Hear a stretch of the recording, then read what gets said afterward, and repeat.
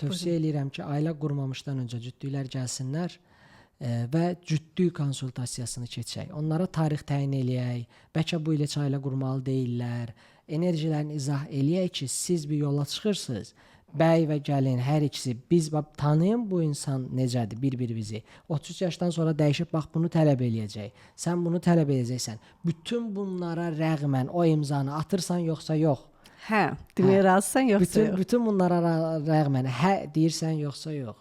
Yəni yoxsa yox bundan sonra belə olacaq, mən bunu şey eləmirəm. Hətta o necə qəbul eləməli olduğum belə açırıq ki, orada əslində necədir? Heç bir şey mənim subyektiv reallığım deyil. Yəni mən o subyektiv reallığımdan danışmıram. Bizim müəyyən bir protokolumuz var, olmalı yazılanlar var. Burada kişinin üzərinə bayağı bir iş düşür, 9 kompetensiyadır. Görmüşəm. Bir-bir sizlə çox keçdi. qəşəngdir onlar. Qarşılığında qadın bir iki dənə şey eləməlidir. Yəni bu qədər şeyin qarşılığında hər şey kişi eləyir.